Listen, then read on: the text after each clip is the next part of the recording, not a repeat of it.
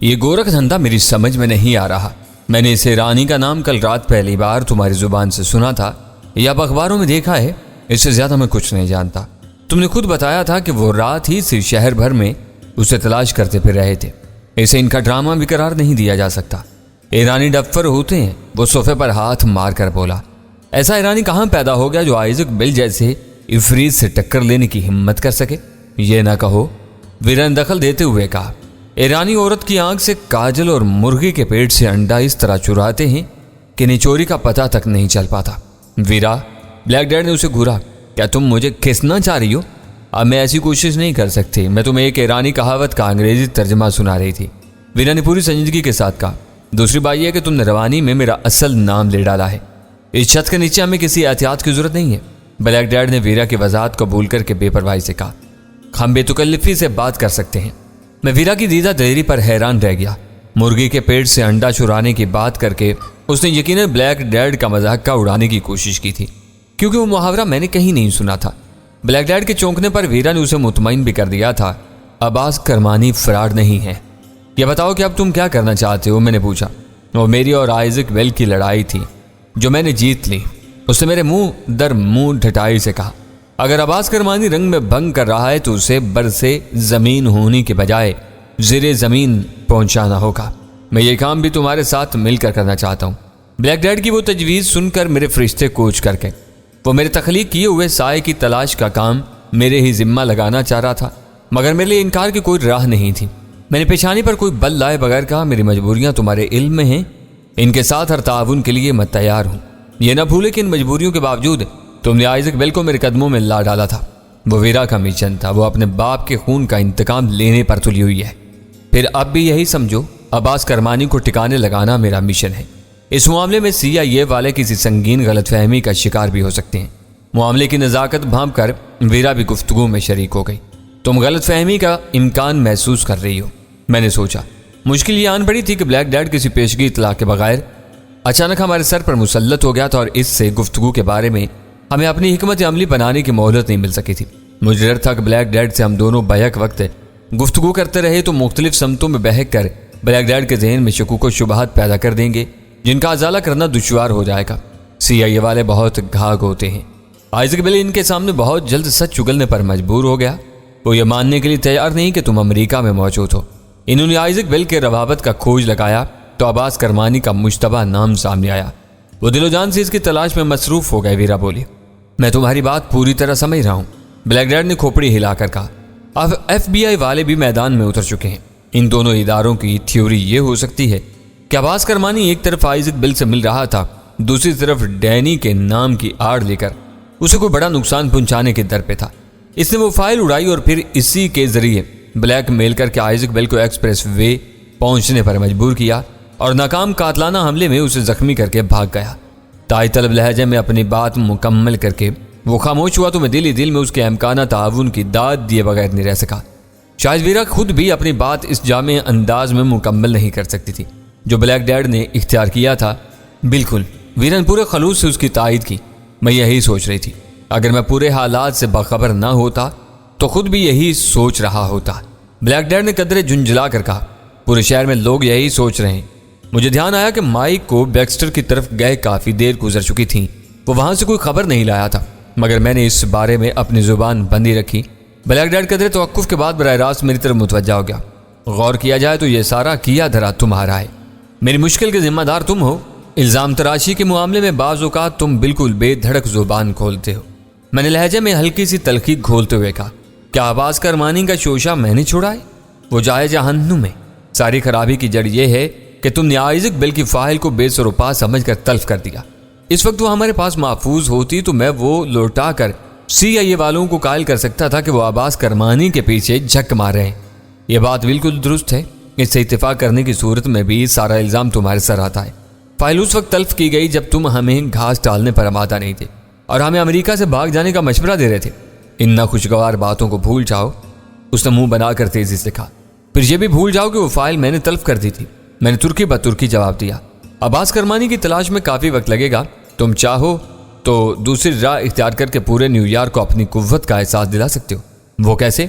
طاقت، قوت اور برتری کے تذکرے اس کی سدا بہار کمزوری تھے۔ اسی وقت مائک مختصر سراداری سے منہ لٹکائے کمرے میں داخل ہوا۔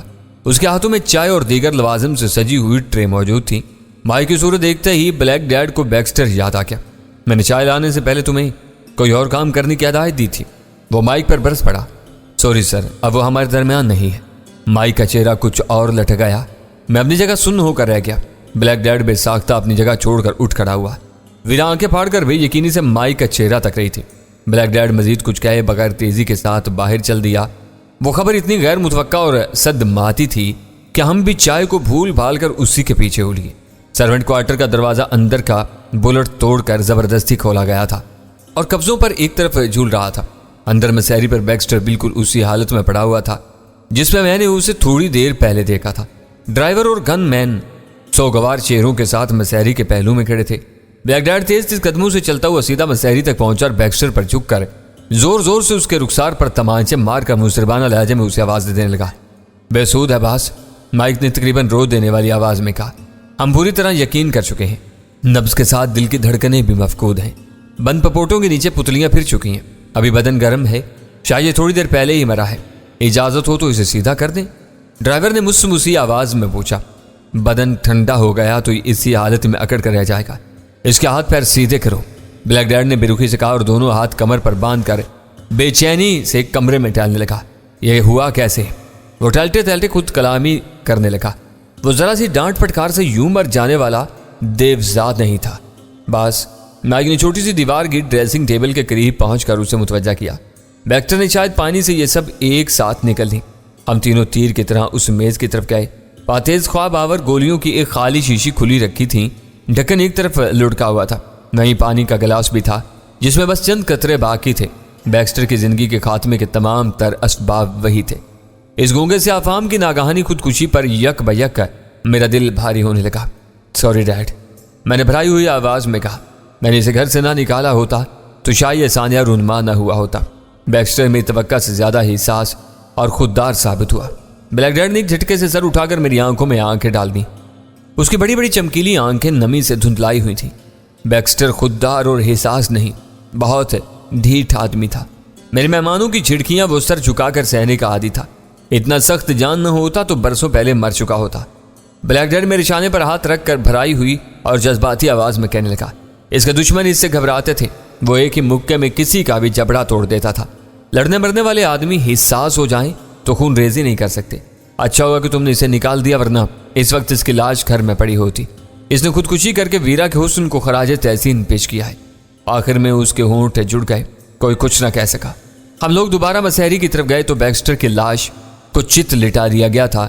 اس کی بند آنکھوں مرجھاتے ہوئے چہرے سے ایک ابدی سکون جھلک رہا تھا۔ میرے سوا سب نے لاش کے گرد کھڑے ہو کر انگلیوں سے اپنے سینوں پر سلیب کے نشان بنائے، مرنے والے کے احترام میں سر کو خم دیا اور الٹے قدموں پیچھے ہٹائے۔ مائک، آج تم چھٹی پر ہو، بلیک ڈیڈ کی تحکمانہ آواز گونجی۔ بیکسٹر کی تدفین کا انتظام کرو اور شام کو ہارلم کے مفلوق الحال لوگوں میں $10,000 کی خیرات بانٹ دو۔ رب یسوع مسیح بیکسٹر کی مغفرت کرے۔ اب ہم اس کے لیے کچھ نہیں کر سکتے۔ وہ مجھے اور ویرا کو ساتھ لے کر سرونٹ کوارٹر سے باہر نکل گیا۔ اس کی موت کے بارے میں تمہارے کہے ہوئے آخری فکرے میرے پلے نہیں پڑ سکے۔ کمرے میں کافی دیر کے سکوت کے بعد آخر کار مجھے زبان کھولنی پڑی۔ ہو سکتا ہے کہ اسے اس بات سے اذیت پہنچی ہو کہ اس کی وجہ سے ویرا کو تمہاری زیادتی کا نشانہ بننا پڑا، لیکن یہ کوئی بات نہیں تھی۔ میں تھوڑی دیر پہلے ہی تمہیں اس کی جمال پرستی کے بارے میں بتا رہا تھا۔ بس وہ ویرا کو دیکھنے کے لیے زندہ تھا۔ اپنی زندگی کی حسین ترین عورت دیکھ کر اس نے اپنے وعدے کے مطابق خودکشی کر لی۔ اس کے ساتھ اپنے آخری سلوک پر میں زندگی بھر پچھتاتی رہوں گی۔ ویرا کی آواز بھی دل گرفتہ ہو گئی تھی۔ ہم یہاں بیٹھے اس کے بارے میں بحث کر رہے تھے اور وہ نہ جانے کتنی دیر پہلے اپنے بند کمرے میں اس دنیا سے ہر رشتہ توڑ چکا تھا۔ تمہیں پچھتانے کی ضرورت نہیں، تمہیں تو خوش ہونا چاہیے کہ اس نے اپنی جان دے کر تمہیں اپنی زندگی کی حسین ترین عورت کا اعزاز بخشا ہے۔ ایسی خوشی مس یونیورس بن کر بھی حاصل نہیں کی جا سکتی۔ میں نے تم سے پہلے ہی کہا تھا کہ وہ بے ضرر جمال پرست ہے۔ تمہاری دلکشی اور خوب روئی پر اپنے لہو کا نذرانہ دے کر اس نے میری بات درست ثابت کر دی ہے۔ کچھ دیر تک اسی کے بارے میں باتیں ہوتی رہیں، پھر اچانک بلیک ڈیڈ کو خیال آیا وہ بہت اچھا آدمی تھا، مجھے اس کی خودکشی پر صدمہ ہے، لیکن اب عمر بھر اسے نہیں رویا جا سکتا۔ مائک اس کی تدفین کے بعد رات میں کسی وقت تمہارے پاس آ جائے گا، چاہو تو اس دوران میں تمہارے لیے کسی اور کو بلا لیا جائے۔ نہیں بھائی، کیا آنے تک گزارا ہو جائے گا۔ مجھے امید ہے کہ تمہارے آدمی بیکسٹر کی موت کی ذمہ داری ہم دونوں کے سر نہیں سمجھے گے۔ وہ میرے سامنے بہت کم کھلتا تھا، اس کے ساتھ ہی اسے اچھی طرح جانتے ہیں۔ یہ ضرور ہوگا کہ اب ہر شخص اس حسین لڑکی کو دیکھنا چاہے گا جسے دیکھ لینے کے بعد بیکسٹر کے دل میں مزید زندہ رہنے کی آرزو باقی نہیں رہی تھی۔ مگر اسے میں دیکھ لوں گا، یہ کہہ کر اس نے لمحہ بھر توقف کیا، پھر بولا، تو میرے لیے کوئی متبادل راہ عمل تجویز کر رہے تھے؟ ہاں، وہ بات ادھوری رہ گئی تھی۔ میں نے اسے یہ تاثر دینا چاہا جیسے وہ تجویز میری بجائے صرف اسی کے مفاد میں ہو۔ اپنی بات جاری رکھتے ہوئے میں نے کہا، تم آئزک بیل کے قریبی ساتھیوں کو اپنا نشانہ بنا کر ہر شخص پر یہ واضح کر سکتی ہو کہ تم آئزک بیل اور اس کے ساتھیوں کے دشمن ہو، اور نیو یارک میں انہی ہی کے ستارے گردش میں آئے ہوئے ہیں۔ میں نے رنگز کی 2 لڑکیوں کو اٹھوا لیا تھا، انہیں تم نے رہا کروا دیا۔ تم بات کے رو کو ذرا دیر سے سمجھتے ہو۔ میں نے برا سا منہ بنا کر کہا، میں اس کے ساتھیوں کی بات کر رہا ہوں، ملازموں کی نہیں۔ ساتھی؟ اس نے حیرت سے کہا، اس کے ساتھیوں کو میں کہاں ڈھونڈتا پھروں گا؟ میں اپنی زبان سے نام لیے بغیر واضح اشارے اس کے ذہن میں اونڈیل رہا تھا، مگر وہ بوجھ بجکڑ بنا ہوا تھا۔ اس کی ذہنی سطح کی علاقائی دادا گیری سے زیادہ بلند نہیں تھی۔ رنگز میں اس کے پارٹنرز تمہارا نشانہ بن سکتے ہیں، میں نے دانستہ کہا۔ وہ بلا شرکت غیر رنگز کا مالک ہے، وہ اپنے ذہن پر زور دیتے ہوئے بولا۔ اس کے بعد وہ صرف ڈیوڈ اسٹارز کی سرگرمیوں میں گہری دلچسپی رکھتا ہے۔ ہاں، میں نے نجوم داؤدی کے بارے میں سرسری لہجہ اپناتے ہوئے جواب دیا۔ اگر وہ وہاں زیادہ سرگرم ہے تو تم اس کے بارے میں بھی سوچ سکتے ہو۔ ویسے تو ہر یہودی اس کی مالی مدد کرتا ہے، لیکن اس کے ارب پتی ارکان ہی ڈیوڈ اسٹارز کہلاتے ہیں۔ وہی اس کے عہدیدار ہوتے ہیں اور فیصلے بھی وہی کرتے ہیں۔ بس تو پھر ان میں سے 2-4 کو اڑا ڈالو۔ میں نے بھی بے نیازی سے کہا، ان کی تعداد درجنوں میں ہے، زیادہ تر بڑے بڑے چندے دے کر گھر بیٹھے رہتے ہیں۔ اس قسم کی دوسری جماعتوں کی طرح اصل دماغ 2-4 ہی ہوتے ہیں۔ ان کی گردنیں دبوچی جائیں گی تو سارے یہودی بلبلا اٹھیں گے۔ یہودیوں سے ڈرتے ہو تو کوئی اور راہ سوچوں۔ میں نے فوراً اس کی رگ دبا دی۔ میں یہودیوں یا عربوں سے نہیں ڈرتا۔ وہ بنا کر بولا، آئزک بیل بھی یہودی تھا، تمہاری مخالفت کے باوجود اس پر اکلوتی گولی میں نے چلائی تھی۔ تم چاہو گے تو دوسرے ڈیوڈ اسٹارز سے بھی ہم نمٹ لیں گے۔ میں نے کہا، شوق سے نمٹو، میں کل تک تمہیں 2-4 اہم ڈیوڈ اسٹارز کے نام پتے فراہم کر دوں گا۔ اس نے بلا تعامل پیشکش کی، مگر یہ تمہارا شوق ہوگا، یہ نہ سمجھ بیٹھنا کہ نیو یارک کے یہودیوں کی مخالفت سے میں گھبرا رہا ہوں۔ بچوں جیسی وضاحتیں مت کرو، ہم سامنے نہیں آ سکتے۔ ہمارے مارے ہوئے شکار بھی تمہارے کھاتے میں لکھے جائیں گے، ہماری بھی ہلکی پھلکی ورزش ہو جائے گی۔ اس کا مطلب ہے کہ تم مزید کچھ عرصے تک نیو یارک میں رکو گے۔ آئزک بیل پر تمہارا فائر خطا نہ ہوا ہوتا تو اب تک ہم واپس جا چکے ہوتے۔ میرے بولنے سے پہلے ویرا جواب دینے لگی، اب اس کے انجام کے انتظار میں رکنا پڑے گا۔ اسے کو رعایت دی گئی تو میں دوسری کوشش کروں گا، اسے ہر حال میں مرنا پڑے گا۔ ویرا کا وہ عذر لنگ تھا، راس المیڈا سے وہ پاکستان میں بھرپور انتقام لے چکی تھی۔ آئزک بیل اس بری طرح کچلا گیا تھا کہ وہ زندگی بھر ابھر کر پرانی سطح پر واپس نہیں آ سکتا تھا۔ ہمیں مزید چند مؤثر کارروائیوں کے لیے وہاں رکنا تھا، اس کے لیے وہی بہانہ مناسب تھا، اور یہ وقت تم میرے ساتھ رہ کر گزارو گی۔ اس نے سپاٹ لہجے میں پوچھا، اس کا انحصار تمہاری مرضی پر ہے، ویسے بھی میں نیو یارک میں نہیں بیٹھی رہوں گی۔ ایک مدت کے بعد یہاں آئی ہوں تو ذرا دوسری ریاستوں کی سیر بھی کروں گی۔ پورے امریکہ میں میرے قابل اعتماد دوست پھیلے ہوئے ہیں، وہ سب نیو یارک آتے ہیں تو میں ہی ان کی دیکھ بھال کرتا ہوں۔ میرے پاس سیاحت کے لیے اتنا وقت نہیں ہے، وہ بہت شوق سے تمہاری مدد کریں گے۔ ادھر ادھر کی باتوں میں اس نے ایک مرتبہ پھر بیکسٹر کا ذکر چھیڑا تو میں نے فوراً اس سے کھانے کے بارے میں سوال کر ڈالا۔ اس نے گھبرا کے اپنی رسٹ واچ پر نظر ڈالی اور اٹھ گیا۔ تمہارا شکریہ، آج مجھے ایک بزنس لنچ پر جانا ہے، لیکن تم دونوں کے کھانے کا کیا ہوگا؟ تم کو رخصت کر کے ہم بھی مین ہیٹن جائیں گے۔ میں نے بتایا، وہاں کسی اچھے ریستوران میں کھانا کھا لیا جائے گا۔ اسے میں مین ہیٹن چھوڑنے کی رسمی پیشکش کی جسے میں نے قبول نہیں کیا۔ امریکیوں اور دوسری مغربی اقوام میں ایک اچھی بات ہے کہ وہ لوگ کسی بھی دوست یا مہمان پر اپنی پسند مسلط نہیں کرتے، اپنی رائے کے ساتھ دعوت دیتے ہیں، قبول کر لی جائے تو فاویہا، ورنہ اصرار نہیں کرتے۔ بیکسٹر کی لاش لے کر مائک کافی دیر پہلے میت گاڑی میں لے جا چکا تھا۔ میرے لیے یہ بات حیران کن تھی کہ اس انتظام کے لیے اس نے گھر کا اکلوتا فون سرے سے نہیں چھوا تھا۔ شاید وہ لوگ باہمی رابطوں کے لیے ٹرانسمیٹرز استعمال کرتے تھے۔ ایمبولینس، اسپتال، ڈاکٹر اور ڈیتھ سرٹیفکیٹ کے بغیر کسی مردے کے لیے براہ راست میت گاڑی کا بندوبست ہو جانا بھی حیرت ناک تھا۔ میری استفسار پر بلیک ڈیڈ نے بتایا کہ ایسے مواقع پر سیاہ رنگ کی ماتمی گاڑی کے بجائے اس کے آدمی سفید شیشوں والی بند وین طلب کرتے تھے تاکہ پڑوسیوں کو کسی قتل، خودکشی یا ناگہانی موت کا شبہ نہ ہو سکے۔ ڈرائیور اور گن مین کے ساتھ بلیک ڈیڈ رخصت ہو گیا اور میں اطمینان کا سانس لے کر اندر آ گیا۔ بلیک ڈیڈ کی بر وقت آمد نے ہمیں ایک بڑی اذیت سے بچا لیا تھا۔ بیکسٹر کی لاش ہم دونوں میں سے کوئی دریافت کرتا تو بکھلاٹ میں رازداری کا برقرار رکھنا ناممکن ہو جاتا۔ اے حسن کی دیوی، ایک انسانی جان کی بھینٹ لے کر تم اب تو خوش ہو؟ خوابگاہ میں بستر پر گر کر میں نے شوق لہجے میں ویرا سے پوچھا۔ ویرا نے منہ پھیر لیا۔ اس بارے میں مذاق کرو گے تو میں اسی وقت یہاں سے چلی جاؤں گی۔ میری توقع کے برعکس اس کی آواز روندھی ہوئی تھی۔ میں نے تیزی سے اٹھ کر دیکھا تو وہ رومال سے اپنی آنکھوں کے گوشے صاف کر رہی تھی۔ اب تم میری زبان سے اس بے زبان مظلوم کا ذکر نہیں سنو گی، میں نے اسے پچکار کر کہا۔ مجھے اندازہ نہیں تھا کہ اس کی موت نے تمہیں اتنا متاثر کیا ہوگا۔ اس نے میری آنکھوں میں جھانکا اور زبان سے کچھ کہے بغیر باتھ روم میں چلی گئی۔ اس وقت 1:30 کا عمل تھا۔ میں نے فرصت کو غنیمت جان کر میجر جنجوا کا نمبر ملا۔ میری آواز سن کر وہ خوش ہو گیا۔ میں بہت باتیں کرنی چاہتا ہوں، کب اور کہاں جاؤں؟ یہ شہر میرے لیے اجنبی ہے۔ 4 بجے کے بعد آپ کوئی جگہ تجویز کر دیں، میں وہاں پہنچ جاؤں گا۔ میں نے محفوظ مقام کے تعین کی ذمہ داری اسی پر ڈال دی۔ آپ کہاں سے آئیں گے؟ برانکس سے یا پھر مڈ ٹاؤن کے کسی بھی حصے سے؟ میں نے سوچ کر کہا، برانکس سے پاکستان ہاؤس بہت قریب ہے، آپ کا وہاں آنا مناسب نہیں۔ ہم لوگ عام تفریح گاہوں سے ذرا پرہیز کرتے ہیں۔ کیا یہ ممکن نہیں کہ 4 بجے آپ مجھے میٹروپولیٹن میوزیم آف آرٹ کے پاس مل جائیں؟ وہاں سے میں آپ کو لے لوں گا۔ باہمی شناخت کے ساتھ پروگرام طے ہو گیا اور میں نے فون بند کر دیا۔ باتھ روم میں شاور سے پانی گرنے کی آواز سے اندازہ ہوا کہ ویرا غسل میں مصروف تھی۔ غزالہ، سلطان شاہ اور اول خان کے نام الگ الگ خطوط کے لفافے گیپ کے 5 کاغذوں کے ساتھ بڑے لفافے میں بند کر کے میں نے روانگی کی تیاری شروع کر دی۔ اس وقت میرا اور ویرا کا بنیادی مسئلہ بھوک کا تھا۔